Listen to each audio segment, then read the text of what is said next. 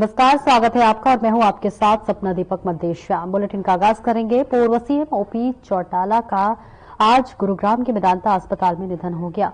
89 साल की उम्र में पूर्व सीएम ने अपनी अंतिम सांस ली। ओपी चौटाला के निधन पर उत्तराखंड के सीएम ने ट्वीट कर अपनी संवेदना व्यक्त करते हुए लिखा कि हरियाणा के पूर्व सीएम इनेलो प्रमुख श्री ओम प्रकाश चौटाला जी के निधन पर समाचार अत्यंत दुखद है। ईश्वर से प्रार्थना है कि पुण्य आत्मा को श्री चरणों में स्थान दे एवं शोक संतप्त परिजनों समर्थकों को यह असीम कष्ट सहन करने की शक्ति प्रदान करे। विनम्र श्रद्धांजलि।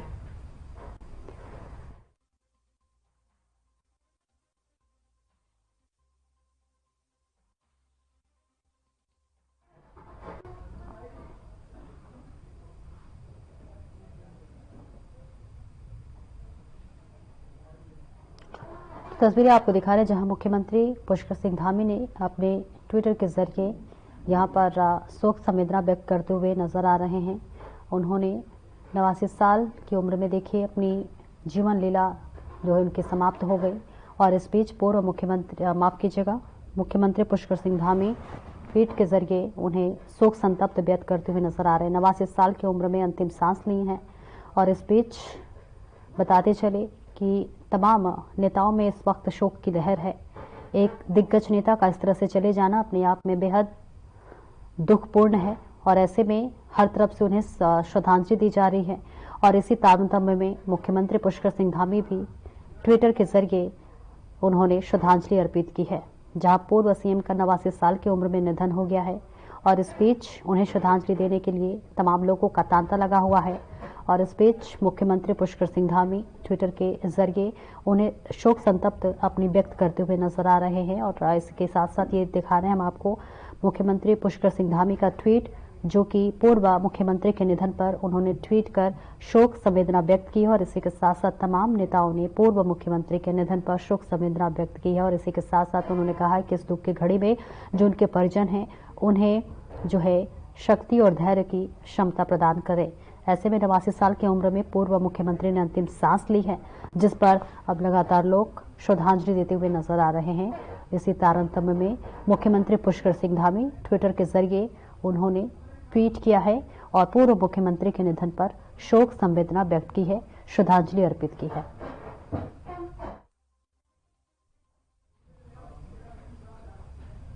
और नगर निकाय और पंचायतों के उनके अधिकार सुनिश्चित कराने के लिए कांग्रेस अभियान शुरू करेगी। आपको बता दें कि 73वें और 74वें संविधान संशोधन को उत्तराखंड में ही लागू करने की मांग उठाई जाएगी। ये फैसला कांग्रेस पंचायती राज संगठन के प्रदेश प्रभारी दिलीप राठौर ने संगठन के पदाधिकारियों की बैठक के बाद लिया है। बैठक में नगर निकायों की मजबूती पर जोर दिया गया और यही पत्रकारों से बातचीत में प्रभारी दीपक ने कहा कि पंचायती राज राज्य सूची का विषय है। उन्होंने कहा कि पंचायती राज केंद्रीय और समवर्ती सूची का विषय नहीं है। उनका मानना है कि पंचायत की समस्याओं का हल पंचायत से ही निकाला जा सकता है। देखिए, जिस तरह से अभी हमारा जो अगला मीटिंग है अपने जिलाध्यक्षों के साथ, वो इसी विषय को लेकर है कि सत्ता के विकेंद्रीकरण को लेकर जो एक आवाज है उसको कैसा जनता के बीच में खड़ा किया जाए, ताकि ये जो डिमांड है ये जनता से उठकर आए और जनता से उठकर जो है सीधे हमारी सरकारों के साथ सरकारों के समक्ष रखी जाए। क्योंकि हमारा ये मानना है, जिस तरह से पलायन की समस्या उत्तराखंड के अंदर में है और बहुत सारा हमारा यूथ जो है गांव से निकलकर सीधा शहरों की तरफ जा रहा है, इसके पीछे जो रीजन है वो लॉजिक सिर्फ इतना सा है कि हमारे पास ना वहां पर रोजगार की व्यवस्था हमारी पंचायतों में है, ना शिक्षा की अच्छी शिक्षा की व्यवस्था है और ना ही हमारे पास दूसरे कोई जो स्वास्थ्य से रिलेटेड जो बातें हैं उनके ऊपर व्यवस्थाएं नहीं है।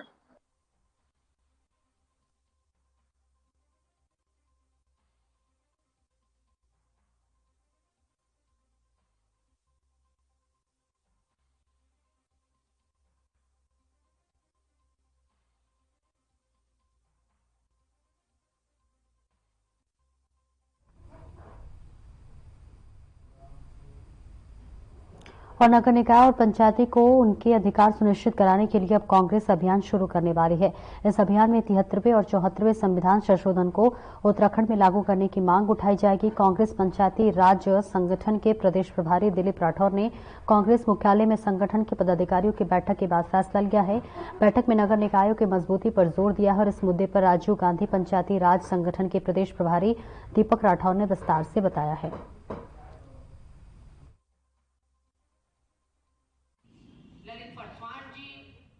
देखिए, जिस तरह से अभी हमारा जो अगला मीटिंग है अपने जिलाध्यक्षों के साथ, वो इसी विषय को लेकर है कि सत्ता के विकेंद्रीकरण को लेकर जो एक आवाज है उसको कैसा जनता के बीच में खड़ा किया जाए, ताकि ये जो डिमांड है ये जनता से उठकर आए और जनता से उठकर जो है सीधे हमारी सरकारों के साथ सरकारों के समक्ष रखी जाए।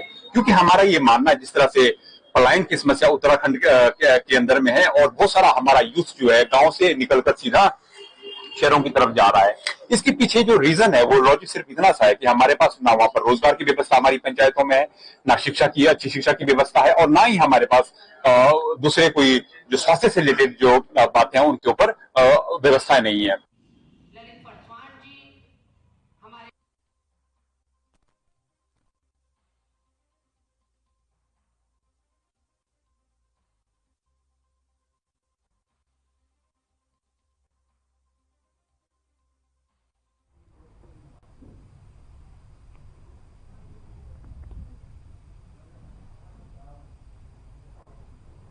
और मुख्य बाजार गोपेश्वर में नगरपालिका चमोली गोपेश्वर के अधिशासी अधिकारी और पुलिस फोर्स के साथ अतिक्रमण हटाने पहुंचे। इस दौरान नगरपालिका और व्यापारियों के साथ ही तीखी नोकझोंक हुई।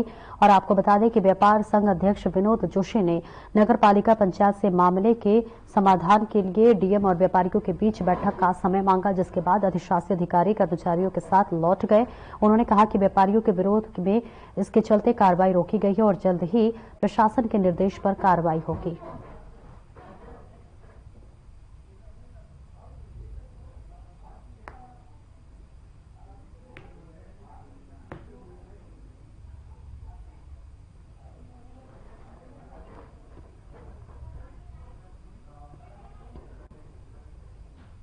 हरिद्वार से एक प्रेत प्रसंग का मामला सामने आया है। आपको बता दें कि घटना मंगलवार की है, जब आरोपी अतुल ने जो है रोशनाबाद स्थित मीनाक्षी के किराए के घर के में घुसकर उसे गोली मार दी। गोली लगने से गंभीर रूप से घायल मीनाक्षी को तत्काल एम्स ऋषिकेश रेफर किया गया, जहां उसकी हालत नाजुक बनी हुई है। वहीं दूसरी ओर पुलिस ने 3 दिन छानबीन के आरोपी को हिरासत में ले लिया। आरोपी के पास से देसी तमंचा बरामद हुआ है और इस पूरे मामले पर पुलिस का कहना है कि अतुल और मीनाक्षी के बीच प्रेम प्रसंग था, लेकिन पिछले कुछ दिनों से मीनाक्षी ने अतुल से बात करना बंद कर दिया था और उसके फोन कॉल्स को नजरअंदाज कर रही थी। लड़की की बेरुखी से नाराज अतुल ने गुस्से में आकर उसे गोली मार दी। आपको बता दें कि आरोपी और पीड़िता दोनों बिजनौर जिले के निवासी हैं।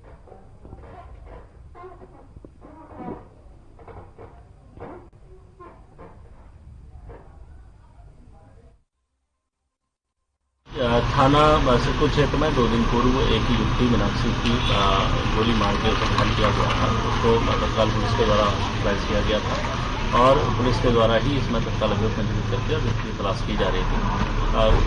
आज ही सुबह कल रात के समय सभी की अरेस्टिंग की गई है और आज इसको न्यायालय में भेजा गया है। पूरी टीम के द्वारा 24 घंटे के अंदर इस घटना का बहुत अच्छे तरीके से खुलासा करने में पूरा समर्थ है।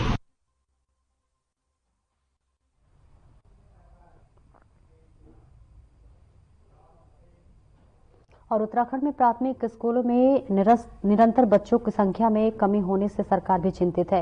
ताजा आंकड़े देखे जाए तो सिर्फ कुमाऊं मंडल में 1453 स्कूल ऐसे हैं जहां बच्चों की संख्या 10 से भी कम है। वहीं 4000 से ज्यादा स्कूल ऐसे हैं जहां 50 या फिर उससे कम बच्चे हैं। इसी को लेकर उत्तराखंड प्रारंभिक शिक्षा निदेशक रामकृष्ण उनियाल ने कहा कि सरकार की तरफ से स्कूलों को बहुत अच्छा किया गया है। कई योजनाएं, चाहे उत्कृष्ट योजना हो या फिर अक्षत, स्कूलों में अच्छे काम हो रहे हैं। शिक्षकों की गुणवत्ता बहुत अच्छी है। कहीं ना कहीं पलायन की वजह से स्कूलों में बच्चे कम हो रहे हैं। इसको देखते हुए सरकार का प्रयास यही है कि ज्यादा से ज्यादा बच्चे सरकारी स्कूलों में आए।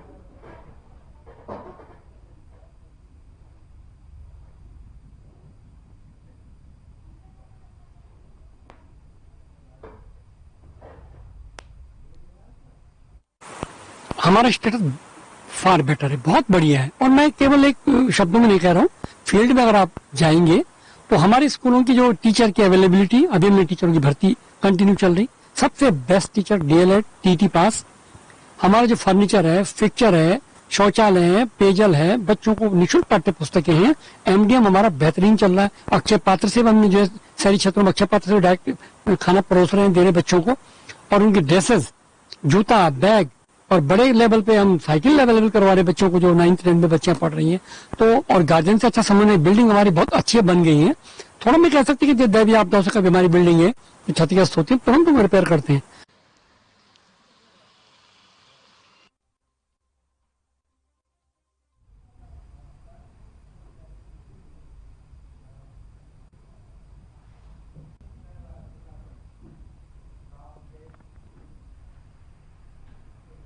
ऋषिकेश के गांव छिद्रवाला क्षेत्र के ग्रामीण वन्यजीवों के आतंक से परेशान हैं।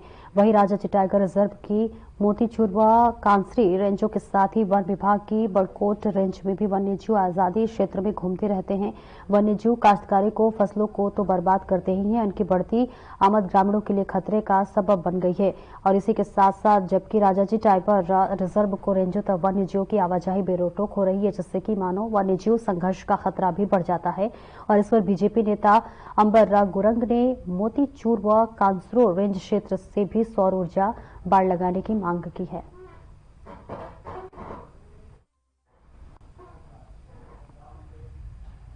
रोकेंगे छोटे से ब्रेक के लिए, जल्द लौटते हैं। देवभूमि उत्तराखंड, ये पवित्र धरती हर वर्ष गर्मियों के महीनों में लाखों चार धाम यात्रियों और श्रद्धालुओं का स्वागत करती है। सर्दियों में धामों के कपाट बंद हो जाते हैं, लेकिन इस दौरान भी चार धामों की पूजा अर्चना उनके शीतकालीन प्रवासों में अनवरत की जाती है, जहां बड़ी संख्या में तीर्थयात्री दर्शन के लिए आते हैं। उखी मठ के ओंकारेश्वर मंदिर में बाबा केदारनाथ, पांडुकेश्वर के योग ध्यान बद्री मंदिर में बद्री विशाल जी, खरसाली के यमुना मंदिर में मां यमुना और मुखबा के मुखी मठ मंदिर में मां गंगा का शीतकालीन प्रवास होता है। चार धाम के साथ साथ कार्तिक स्वामी, महासु देवता, मां हाट काली, जागेश्वर धाम, नैना देवी, कैची धाम सहित बहुत से धार्मिक पौराणिक महत्व के मंदिर हैं, जहां प्रतिवर्ष लाखों श्रद्धालु हर मौसम में शीश नवाने आते हैं। प्रधानमंत्री श्री नरेंद्र मोदी जी के मार्गदर्शन और मुख्यमंत्री श्री पुष्कर सिंह धामी जी के नेतृत्व में राज्य सरकार का संकल्प है कि श्रद्धालुओं के लिए इन तीर्थ स्थलों के दर्शन पूरे साल सुगम और सुरक्षित रूप से होते रहें। हमारी सरकार प्रयास कर रही है कि यात्रा शीतकाल में भी चले, ताकि चारों धामों के दर्शन का लाभ हमारे सभी श्रद्धालुओं को, देश विदेश के पर्यटकों को मिलता रहे। सर्दियों के मौसम में धार्मिक स्थलों के दर्शनों के साथ साथ उत्तराखंड में अनेक मनमोहक पर्यटन स्थल हैं, जहां यात्रियों को सर्दियों की खिली धूप, बर्फ से ढके पहाड़ों, निर्मल नदियों, झीलों की खूबसूरती का एक अलग ही अनुभव होता है। पर्यटकों की सुविधा के लिए सभी पर्यटन स्थलों और यात्रा मार्गों पर ठहरने की सुविधाओं और आवश्यक सेवाओं के पर्याप्त इंतजाम किए गए हैं। आइए आप भी इन सर्दियों में उत्तराखंड में आध्यात्म और पर्यटन का आनंद उठाइए।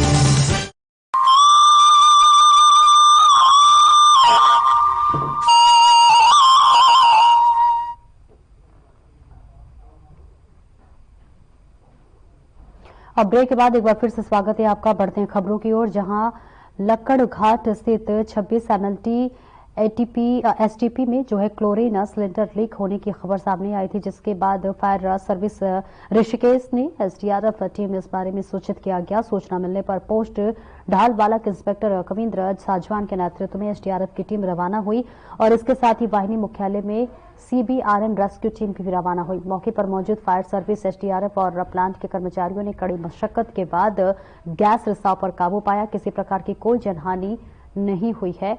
ताकि आपको बता दें कि लीक सिलेंडर को हाइड्रा की मदद से पानी के टैंक में डाल दिया गया।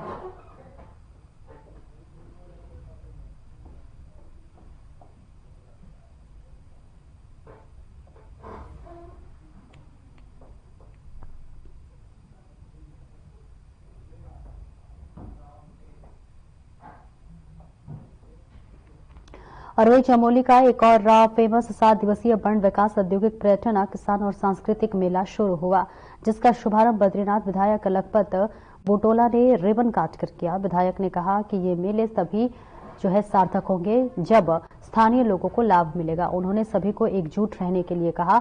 उन्होंने कहा कि इन मेलों में जहां स्थानीय कलाकारों को मंच मिलता है, वह स्थानीय उत्पादकों को और स्वयं सहायता समूहों में अच्छी आय मिलती है। उन्होंने विधायक निधि से मिले सफल संचालन के लिए 4 लाख देने की घोषणा की है। इस दौरान विधायक ने मेले में लगे स्टॉल्स का निरीक्षण किया और सभी को स्वयं सहायता समूहों के द्वारा तैयार किए गए उत्पादों को खरीदने के लिए कहा।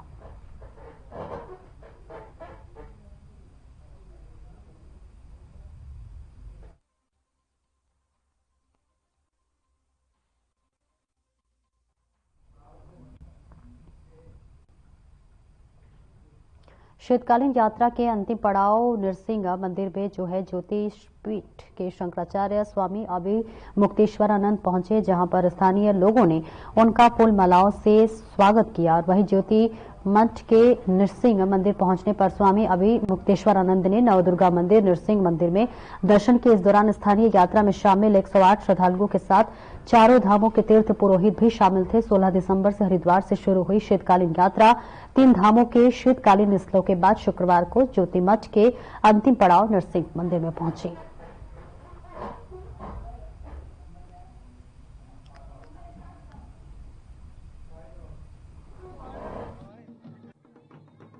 हम ये मानते हैं कि जो मूल्य होते हैं वो शाश्वत होते हैं, तो जो हमारे धर्म के मूल्य हैं वो शाश्वत हैं, वो परिस्थितियों के वशीभूत होकर के समाप्त नहीं होते हैं। इसलिए धार्मिक जो मूल्य हैं वो सनातन है। और जो हमारे हिंदुओं की सबसे बड़ी पहचान है हिंसा से दूर रहना, हम किसी को चोट नहीं पहुंचाते, ये जो हमारी पहचान है, इसी के कारण हमको हिंदू नाम मिला है। हिंसया दूयते चित्तम, हिंसा से जिसका चित्त दुखी हो जाए, किसी को पीड़ा देने की जिसके मन में भावना ना आए, उसको हिंदू कहते हैं। तो आजकल हमारी सनातन धर्मियों की पहचान हिंदू के रूप में हो रही है। हाँ, आप ये जो प्रश्न पूछ रहे हैं, हिंदू और सनातनी दोनों का अर्थ एक ही है, दोनों में कोई भेद नहीं है।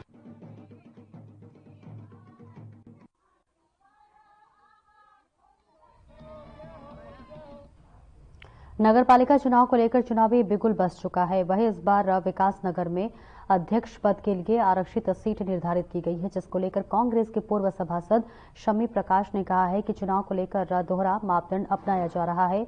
वहीं उन्होंने कहा कि हम इस पर आपत्ति दर्ज करेंगे और अगर आपत्ति दर्ज करने के बाद भी हमारी बात को नहीं सुना गया तो आपको बताते चले कि हम उच्च न्यायालय भी जाएंगे।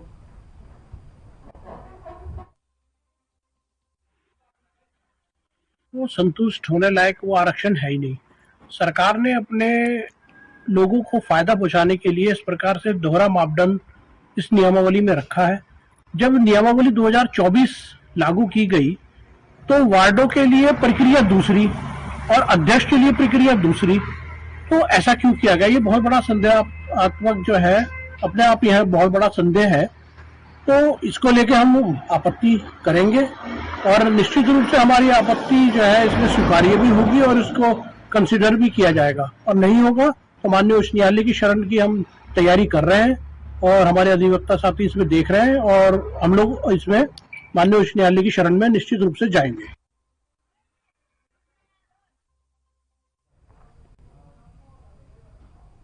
नगर पंचायत चुनाव का बिगुल बज चुका है। जल्द ही उत्तराखंड में नगर पंचायत व नगर पालिका के चुनाव होने जा रहे हैं।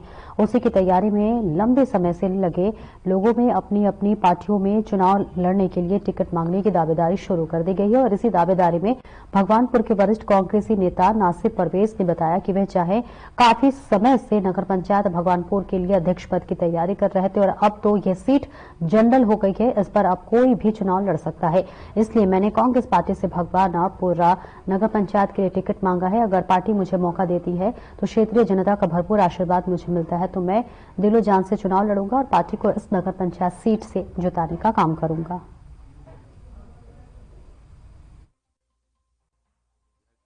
देखिए, जैसे कि आपको मालूम है कि उत्तराखंड सरकार ने नगर पंचायत नगर निकाय के चुनाव की जो परिसीमन है वो निर्धारित कर दिया है और उसमें भगवानपुर नगर पंचायत की जो सीट है वो अनारक्षित है, तो उसमें यहाँ पर कोई भी लड़ सकता है।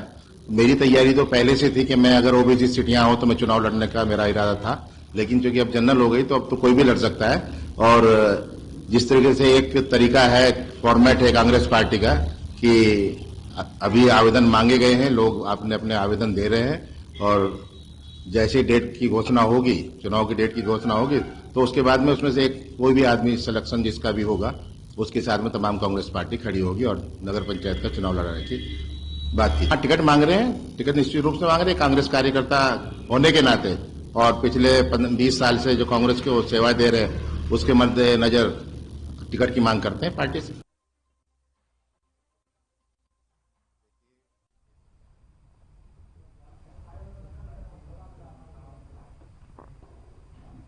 और मसूरी में पर्यटक सीजन के दौरान लगने वाले जाम की समस्या को हल करने के लिए SV इंपोर्टेड सॉफ्टवेयर सॉल्यूशंस ने एक अनोखा रियल टाइम पार्किंग ऐप विकसित किया है। ये ऐप शहर में पार्किंग की स्थिति की रियल टाइम निगरानी करने में मदद करता है, जिसमें यातायात प्रबंधन में सुधार और पर्यटकों व स्थानीय प्रशासन को सुविधा मिलेगी। वहीं SV इंपोर्टेड सॉफ्टवेयर सॉल्यूशंस के CEO गौरव कुमार ने बताया है कि मसूरी के लिए रियल टाइम ऐप को लेकर मसूरी नगर पालिका के सभागार में स्थानीय होटलों के सहयोग से रियल टाइम पार्किंग ऐप के माध्यम से होटलों को उनके परिसर में पार्किंग के लिए रियल टाइम स्थिति अपडेट करने के लिए एक सरल और उपयोगकर्ता अनुकूल इंटरफेस प्रदान करेगा और इसी के साथ साथ अनुकूल इंटरफेस प्रदान करेगा। और ये जानकारी स्थानीय पुलिस विभाग के साथ ही साझा की गई है, ताकि शहर की पार्किंग हमला का जो क्षमता है वो प्रभावी ढंग से प्रबंधन किया जा सके। जो है मैंने शटल सेवा से रिलेटेड एक जो पार्किंग ऐप है उससे रिलेटेड आपको जानकारी दी है, जिसमें हम लोग जो भी एक कंजेस्टेड ओवर पार्किंग में जगह बनती है उसको सॉल्व करने के लिए हम लोग इस ऐप को लेके आ रहे हैं, जिसमें होटल्स का एक बहुत ही बड़ा रोल है, जो कि होटल्स अपनी डिटेल्स देंगे जहां पर हमारे जो भी व्हीकल्स इन होंगे या फिर आउट होंगे, और उसकी डिटेल्स को एक रियल टाइम बेसिस पे स्मार्ट तरीके से जो है मॉनिटर किया जाएगा, और नीचे से गाड़ियां जो भी मतलब अलग अलग स्पॉट्स पे आएंगी उनको उस तरीके से ऊपर जो है वो भेजा जाएगा। ठीक है। एंड सेकंड, इस चीज में अभी जो हम लोगों ने इसमें पूरा अभी एक सेशन जो हम लोगों ने यहाँ पर किया है, इस सेशन में हमारे पास हमारे अलग अलग होटल्स के जो भी मेन मेंबर्स थे उनसे हमारे पास कुछ अच्छे अच्छे सजेशंस भी आए हैं। और वही बीजेपी कार्यालय में नगर निगम चुनाव में पार्षदों और मेयर के दावेदारों के लिए पर्यवेक्षकों द्वारा राय मशवरा शुरू कर दी गई है। पार्षदों को राय मशवरा की जा रही है और वहीं मेयर पद के आवेदनों पर पार्टी कार्यकर्ताओं को पदाधिकारी से भी रायशुमारी की जाएगी। वरिष्ठ बीजेपी नेता केदार जोशी के नेतृत्व में 3 सदस्यीय पर्यवेक्षक दल बारी बारी से प्रत्येक वार्ड में पार्षदों के आवेदनों पर कार्यकर्ताओं से बातचीत करे। और इस बीच नगर निगम में मेयर पद के लिए वरिष्ठ बीजेपी नेता और मंडी परिषद अध्यक्ष राज गजराज विष्ट ने अपने समारोह में दावेदारी की है।